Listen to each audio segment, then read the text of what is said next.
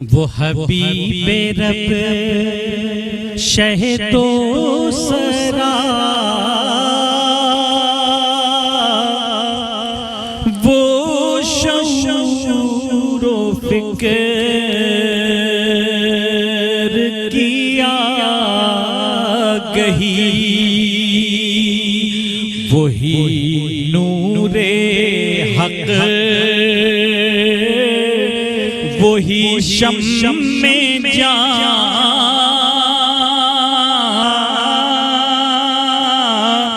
وہ شعور و فکر کی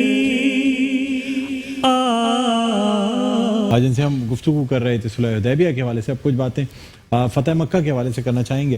مفتی صاحب، رسول اللہ صلی اللہ علیہ وآلہ وسلم جس وقت وضو فرما رہے ہیں، آپ صلی اللہ علیہ وآلہ وسلم کو بشارت ہو جاتی ہے کہ کیا ظلم ہوا ہے، اور آپ کی آواز سن کے آواز مبارک حضرت بی بی عائشہ صدیقہ رضی اللہ تعالی عنہا جو ہے وہ رسول اللہ صلی اللہ علیہ وآلہ وسلم کی خدمت میں پہنچتی ہیں، اور رسول اللہ صلی اللہ علیہ وآلہ وسلم اسی وقت بیان فرما دیتے ہیں کہ بہت ظلم ہوا ہے اور اس قبیلے کے یہ لوگ جو ہیں ناحق قتل کیے گئے ہیں.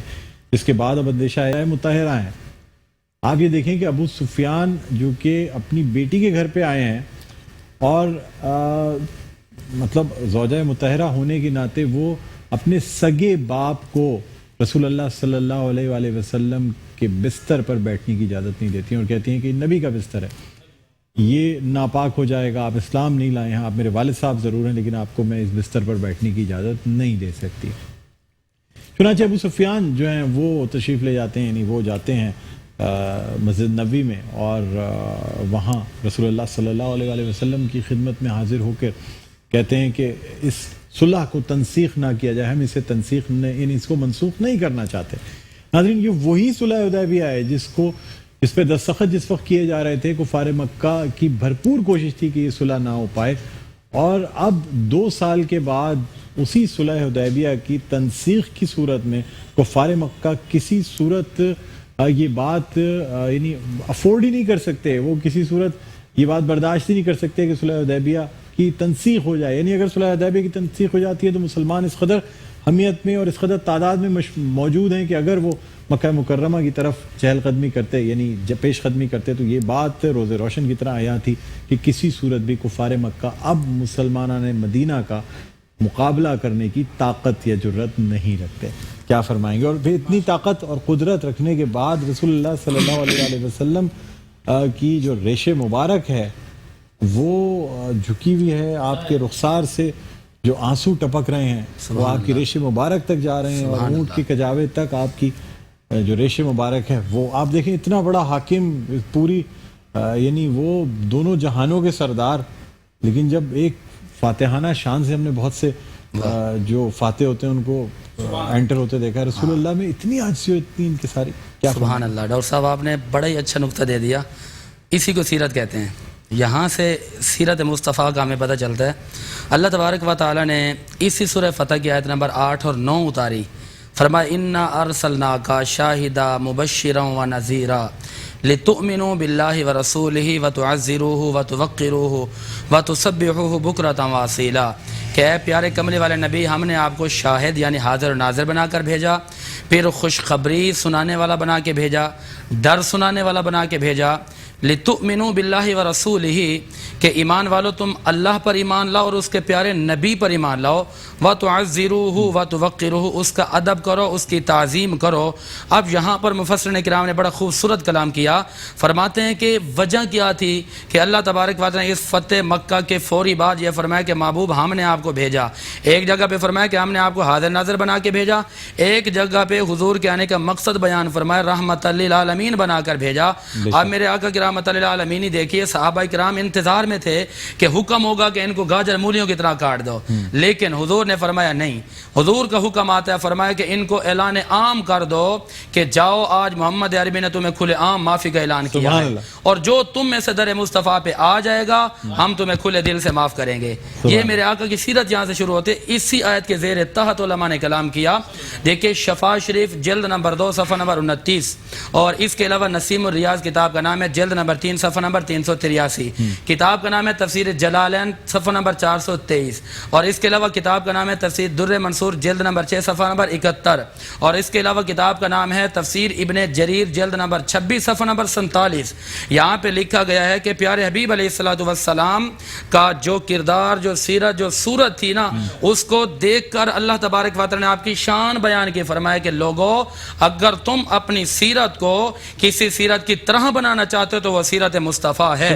اور فرمایا کہ مصطفیٰ کا یہ مقام دیکھنے کے بعد اب تم پر فرض کر دیا گیا ہے، تم پر واجب کر دیا گیا ہے کہ اگر تم اللہ کو مانو گے تو ضروری ہے کہ محمد مصطفیٰ کو مانو. اگر اللہ کو مانو، نبی کو نہ مانو تو بیکار ہے. اور پھر خوبصورتی دیکھیے، ترتیب دیکھیے. فرمایا لِتُؤْمِنُوا بِاللَّهِ وَرَسُولِهِ وَتُعَزِّرُوهُ وَتُوَقِّرُوهُ. پہلے فرمایا کہ ایمان لے آؤ، پھر درمیان میں فرمایا کہ مصطفیٰ کا ادب اور تعظیم کرو اور ان کی سیرت پر عمل کرو. پھر آخر میں فرمایا اب تم نے کیا کرنا ہے، جب تمہارے پاس ایمان کی دولت بھی آ گئی، تقوی بھی آ گیا، اس کے بعد تم نے کیا کرنا ہے، محمد عربی کا ادب کرنا ہے.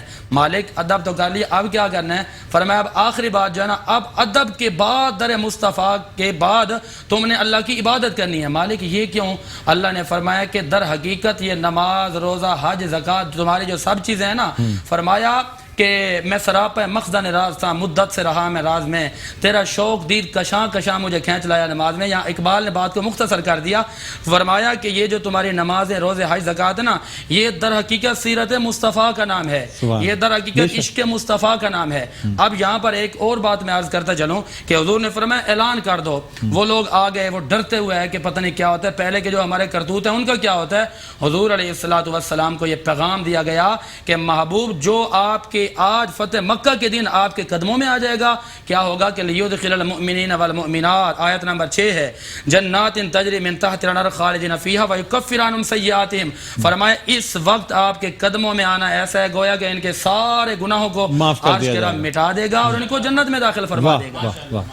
بالکل بہت خوبصورت آپ نے انداز میں بیان فرمایا. بہت بہت شکریہ مفتی صاحب، آپ تشریف لائے. ناظرین ہماری آج کی جو ٹرانسمیشن ہے وہ اپنی اختتام کی طرف گامزن ہے.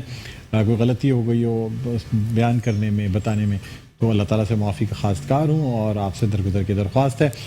میں درخواست کرنا چاہوں گا جناب شکیل مدنی صاحب سے کہ وہ رسول اللہ صلی اللہ علیہ وآلہ وسلم کی بارگاہ میں سلام پیش کرنے کی سعادت حاصل کریں اور اسی کے ساتھ ہماری آج کی نشریات کا اختتام ہو جائے.